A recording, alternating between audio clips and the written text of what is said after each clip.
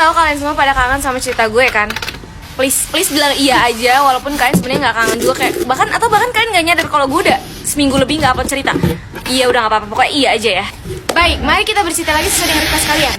Ada yang request nggak sih? Iya pokoknya anggap aja ada yang request ya. Gue mau cerita waktu masa-masa SD yang sangat-sangat tolol ini. Jadi enggak, gue liatnya emang gue kayak masa SD agak rada-rada ya, karena kebanyakan cerita-cerita aneh dan gak jelas itu di masa-masa SD. Waktu SD gue tuh kalau ke sekolah selalu jalan kaki ya, karena rumah gue ke SD gue tuh nggak terlalu jauh. Kalau jalan kaki tuh kayak 5 menitan. Kalau lo nanya kalau ngerayap gimana Min, kalau ngerayap kayaknya 10 menit karena gue pernah nyoba sih. Sementara teman-teman gue ini rata-rata diantar sama emak bapaknya. Gue kan bapak gue kerja ya, emak gue nggak bisa naik motor, jadi kayak mau nganterinnya gimana, sama-sama jalan kaki ya ngapain gitu. Mending gue sendiri. Jadi gue tuh selalu nggak punya teman barengan buat jalan kaki.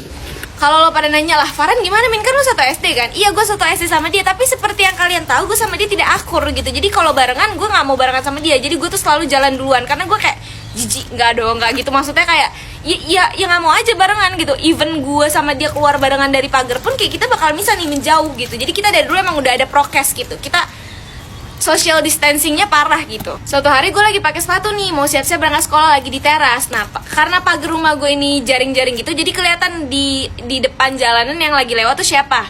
Ada temen gue lewat nih, biasanya dia diantar sama bapaknya. Ini dia tuh 1 tahun di atas gue, kakak kelas gue, namanya pakai nama samaran ya, namanya Putri aja. Nah terus dia manggil gue lagi nunduk ke bawah, tiba-tiba gue dipanggil Pia gitu. Nah btw nama panggilan gue waktu SD tuh Pia. Terus gue nengok lah, terus kayak Putri, gue bilang gitu. Kalau jalan kaki, gue tanya basa-basi segala macem. Terus akhirnya dia bilang ayo mau bareng nggak? Ya udah, akhirnya gue bilang ayo tunggu bentar ya. Gue pakai sepatu segala macem, berangkatlah bareng gue sama dia nih ke sekolah. Keesokan harinya dia tuh jalan kaki terus. Jadi memang si Putri ini udah gak diantar sama bapaknya lagi. Cuma karena dulu kan gue anaknya gak kepoan ya, jadi kayak gue oh gitu ya. Kalau sekarang mungkin gue bakal nanya-nanya gitu, emang kenapa bapak lo kok bisa sih gak mau anterin lagi? Kan lo anaknya gimana sih kalau gitu. Kalau dulu kan gue gak kepoan, jadi gue kayak oh ya udah kita seterusnya berangkat bareng aja.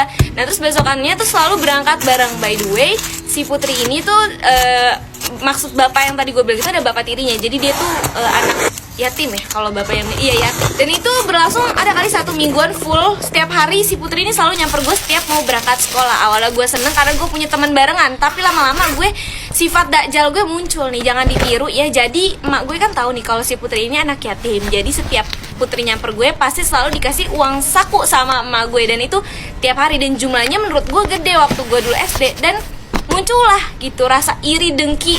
Aduh setan banget emang nih, setan suka ngegoda ya. Jadi kayak gue di situ ngerasa apa-apa nih si Putri sengaja nih